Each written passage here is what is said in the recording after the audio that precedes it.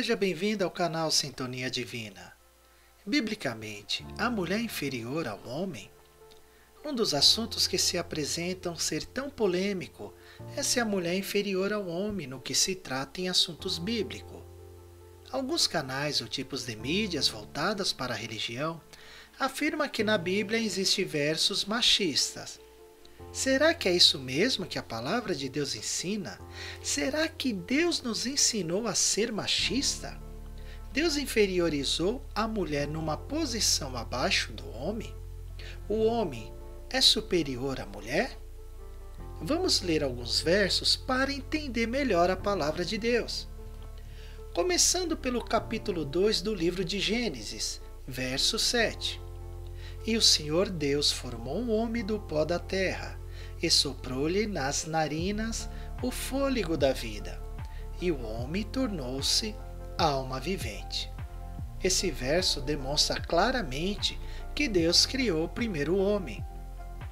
Nos versos seguintes, vamos entender como a mulher foi criada, continuando no verso 21 de Gênesis capítulo 2. Então o Senhor Deus fez cair um sono pesado sobre o homem, e este adormeceu. Tomou-lhe, então, uma das costelas e fechou a carne em seu lugar. Verso 22. E da costela que o Senhor Deus lhe havia tomado, formou a mulher e a trouxe ao homem. Conforme a palavra de Deus nos ensina, a mulher foi criada a partir da costela do homem, ou seja, de Adão. Até aí não existe nenhuma menção de superioridade ou até mesmo a inferioridade do homem.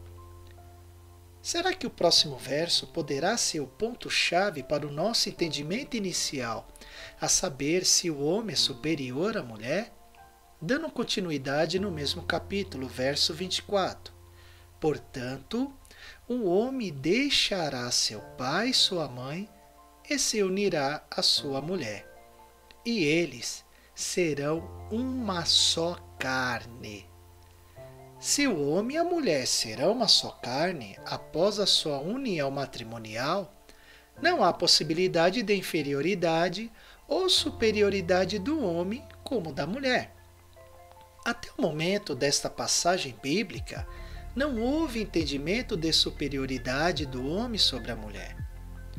Agora vejamos outro detalhe que ocorre em Gênesis, capítulo 1, verso 26. E disse Deus: façamos o homem à nossa imagem, conforme a nossa semelhança. Domine ele sobre os peixes do mar, sobre as aves do céu, sobre o gado, sobre os animais selvagens e sobre todo animal rastejante que se arrasta sobre a terra. Isolando este verso, o entendimento é de que o homem e não a mulher é que possui domínio em todos os seres vivos, plantas e vegetais que foram criados, conforme o mandamento de Deus. Se continuarmos lendo, perceba que ocorre uma mudança de entendimento de quem irá dominar sobre a criação de Deus. Então vamos continuar lendo no mesmo capítulo, verso 27. E Deus criou o homem à sua imagem. A imagem de Deus o criou. Homem e mulher os criou. Já sabemos que Deus não criou apenas o homem, e que a palavra de Deus neste capítulo é empregada de uma forma genérica, se referindo ao homem, como também à mulher. Verso 28. Então Deus os abençoou e lhes disse: frutificai e multiplicai-vos, enchei a terra e sujeitai-a, dominai sobre os peixes do mar, sobre as aves do céu e sobre todos os animais que rastejam sobre a terra. Verso 29. Disse-lhes mais: eu vos dou todos os vegetais que dão semente, os quais se acham sobre a face de toda a terra, bem como todas as árvores em que há fruto que dê semente. Eles vos servirão de alimento. A pergunta aqui é bem simples. Deus está falando apenas com uma única pessoa ou com mais de uma pessoa. A narrativa dessa passagem dá claro entendimento de que Deus está falando com mais de uma pessoa. Outro ponto-chave para se entendermos está no verso 28. Vejamos. Então Deus os abençoou. Se fosse para se dirigir apenas uma única pessoa, estaria escrito no singular da seguinte maneira: então Deus o abençoou. Isso é apenas um detalhe para descobrir se a mulher é ou não inferior ao homem. Por enquanto, não existiu nenhum tipo de inferioridade indicada na palavra de Deus. Se você ainda está com dúvidas da tradução bíblica a respeito de superioridade masculina sobre a feminina, veremos o mesmo verso na Bíblia hebraica Sefer. Gênesis capítulo 1, verso 27. E Deus criou o homem à sua imagem. A imagem de Deus o criou. Macho e fêmea criou-os. Como falando anteriormente, neste verso, a palavra homem é utilizada de forma genérica, envolvendo tanto o homem como a mulher. Lembrando que estamos utilizando uma Bíblia hebraica. Verso 28. E Deus os abençoou, e Deus lhes disse: frutificai, multiplicai, enchei a terra e subjugai-a, e dominai sobre o peixe do mar, sobre aves dos céus e sobre todo animais que se arrasta na terra.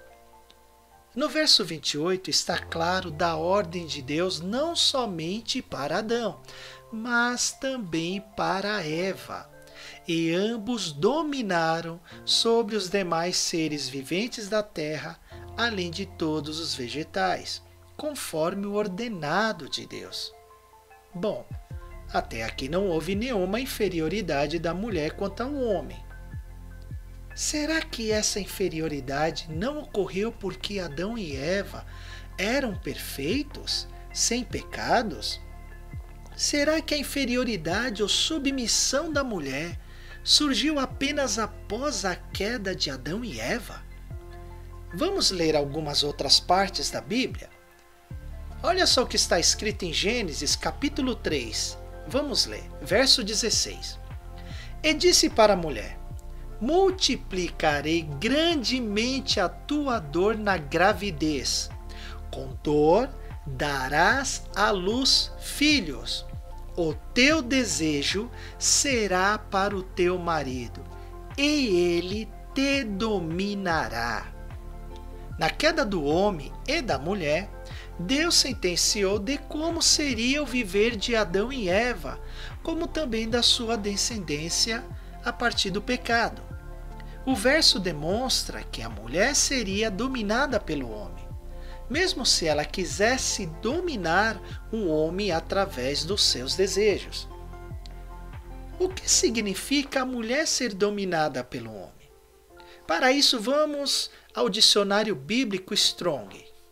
Segundo a Bíblia Strong, no hebraico a palavra dominar, mashal, significa governar, ter domínio, reinar. A mulher agora está sob o domínio do homem, ou seja, dependerá do homem para muitas ocasiões. Até aqui, onde a Bíblia diz que a mulher é inferior ao homem. Ter uma dependência significa que o homem está preso na mulher, onde a obrigação do homem é de atender e governar sobre a mulher. Ser governado é sinal de inferioridade em que sentido? Ser governado por alguém possui inferioridade no quesito de ações, onde quem governa pode decidir se as atitudes realizadas foram corretas ou não. É mais, digamos, um poder de julgar o que é certo do que se aproveitar de uma pessoa que não possui a mesma liberdade que você, homem, agora possui sobre a mulher. Lembrando que essa liberdade está no quesito de dominar, de governar a mulher. Deus nunca disse que a mulher deveria ser castigada e humilhada. Se disse, onde está escrito isso na Bíblia? Devemos compreender que o papel de governo dado ao homem, se fosse dividido pela mulher, o fardo do homem seria menor. Mas a sentença de Deus é que apenas o homem governe, domine no sentido de cuidar, de orientar. Mas por que Deus assim o quis? Porque foi algo que o homem não fez quando a mulher pediu para que ele comesse do fruto proibido. Dessa forma, o homem, por resto de sua vida, terá que governar no sentido de orientar a mulher a sempre fazer o que é certo.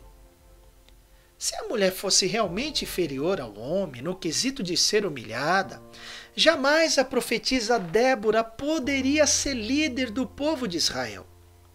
Para a libertação do seu povo, claro. Conforme está escrito no livro de Juízes, no capítulo 4 e 5. Vamos ler o que diz no livro de Juízes, capítulo 4, verso 4. Ora, quem julgava Israel naquela época era a profetisa Débora, mulher de Lapidote. Veja que Baraque, um dos líderes em Israel, afirmou que só iria para a guerra se Débora fosse com ele. Uma mulher na guerra? Sim, uma mulher na guerra.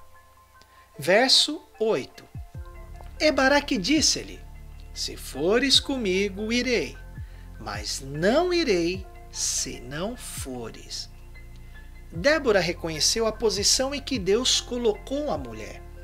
E para que ela não recebesse as honrarias de guerra, como era muito comum quando alguém escolhido por Deus fosse guerrear e ganhasse essa guerra, então ela orientou da seguinte maneira a Baraque.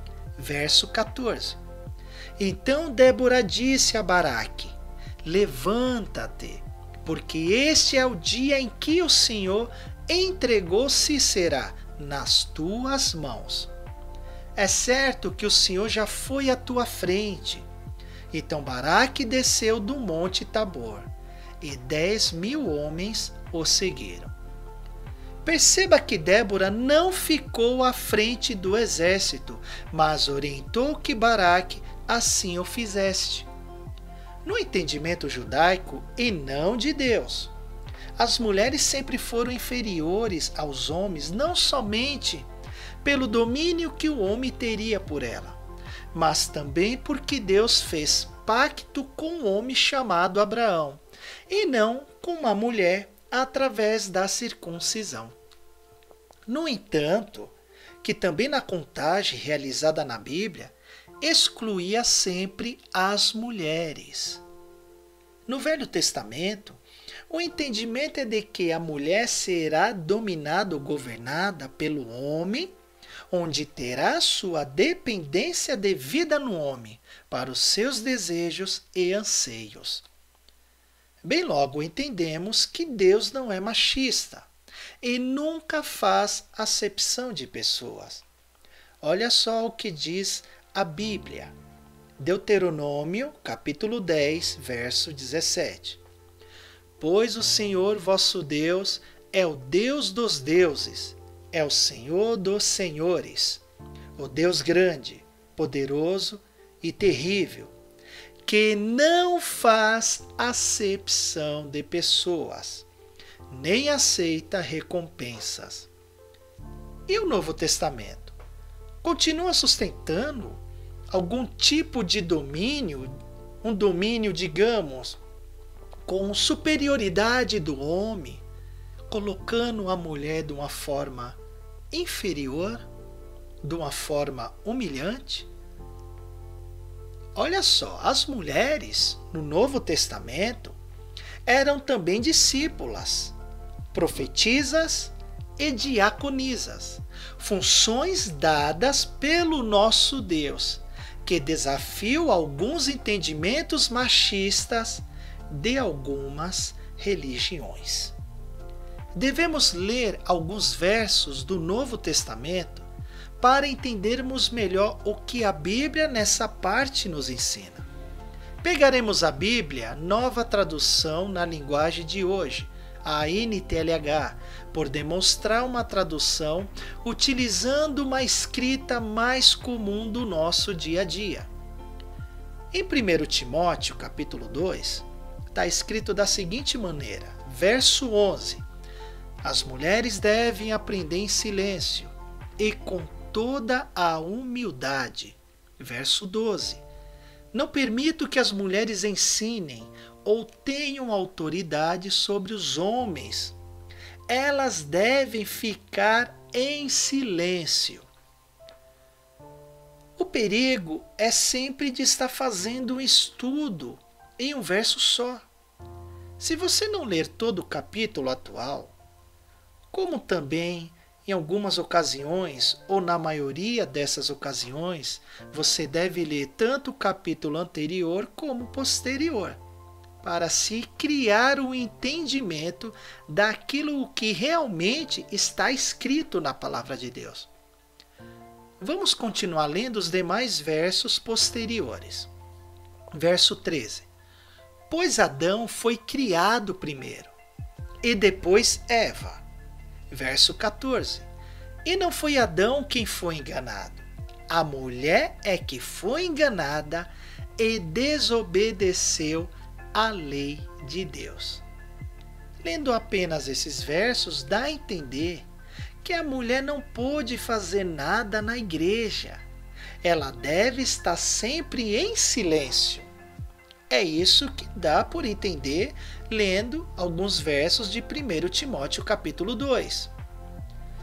Só que se isso for verdade, então temos sérios problemas com outro livro da Bíblia, que é 1 Coríntios capítulo 11.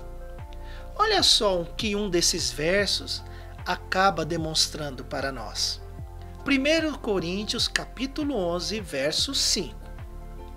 E se uma mulher não cobre a cabeça quando ora ou anuncia a mensagem de Deus nas reuniões de adoração? Eu até parei colocando apenas essa parte deste verso. Prestou atenção aqui nesse verso? Quando a mulher o quê? Quando ela ora, e quando ela faz o quê? Quando ela anuncia a mensagem de quem? Vinda de Deus. Aonde que ela ora e aonde que ela anuncia esta mensagem de Deus?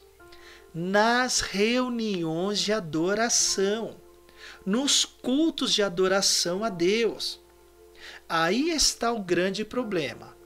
Em um capítulo é ensinado que a mulher deve estar em silêncio, e no outro capítulo a mulher pode orar e profetizar nas reuniões de adoração ou nos cultos dados a Deus.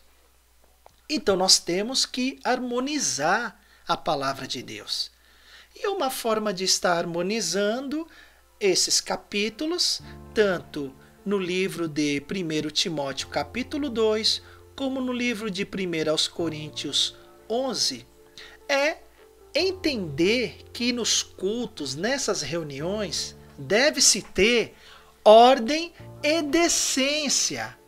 Aí está a grande diferença em que a mulher, falando por si mesmo, erra. Como também o homem. Se o homem falar por si mesmo, ele está falando pela carne, pelo seu próprio sentimento, e ele está errando. Mas a mulher manifestando que é de Deus, todos o recebem nos cultos de adoração. Porém, a manifestação do Espírito Santo de Deus, que está em nós, que está tanto no homem como na mulher, sempre ocorrerá em momentos oportunos. Portanto, não há nenhum tipo de intenção da parte de Deus de inferiorizar a mulher, mas de colocá-la na posição em que Deus assim determinou. Jesus, ele fundou um movimento liderado não só por homens, mas também por mulheres. O Novo Testamento ele não dá espaço para o entendimento machista de superioridade masculina. Se fosse assim, alguns dos grandes acontecimentos jamais poderiam ser priorizados através das mulheres, e sim deveria ser priorizadas através dos homens. Vejamos essas prioridades de manifestação de Deus nas mulheres.